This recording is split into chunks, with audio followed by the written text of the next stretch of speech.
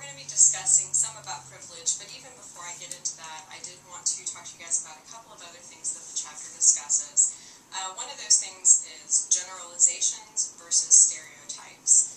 Generalizing is something that as interpreters we do and as human beings we do, which is you could, generally say that most basketball players are tall. That would be a fair statement to make. Are all basketball players tall? No. But it's probably a fair statement to say that most basketball players are tall. A stereotype would be saying all basketball players are tall. Another stereotype that I happen to agree with is all Asians are smart. I'm just pretty certain that that's actually true. But it is a stereotype, and I'm sure that some Asian people would beg to differ with that. But it is a stereotype. We have to be very careful that we don't cross the line into stereotyping as interpreters especially. And I will tell you, you're going to start to realize your own biases, your own prejudices. I grew up in a very multicultural type area. I grew up, I grew up thinking that I probably didn't have any prejudices, honestly. It wasn't until I was a professor at the college that I realized one of my major prejudices is against rich people, people who have money. I had no idea that I had a problem with that, but I grew up very poor, and most of my clothes and furniture and everything that I had basically came from garage sales. I got made fun of a ton for the school district that I grew up in because of that, because the people I went to school with were very affluent. And so I had no idea until somebody made some comment about something that I had, and they're like, wow, you must have money. And it offended me to no end. And I had no idea. I had to do some real soul searching to try to figure out, why does that bother me so much? And I finally realized it's because I don't like rich people. I've gotten over that since. And I've come to realize, obviously, not all rich people are mean people who are going to pick on you and make fun of you because of your status. I was stereotyping. That's basically what I was doing. And so it is important that you really know yourself, that you know where your biases and your prejudices lie. Something else the book starts to talk about is marginalization and other issues. One thing that I want you guys to know is that it's also important not to go too far to one extent. I think when I first started learning sign language, it was ASL or deaf. I just had way too extreme of a view of deaf people to where I was almost not liking hearing people sometimes. And I think it's important not to cross that line, and you see that sometimes. An example of that, some people will call it reverse discrimination, some people will just call it discrimination, period. But you see that sometimes where you cross a line, when you start to all of a sudden take away privileges from other people, now you're discriminating.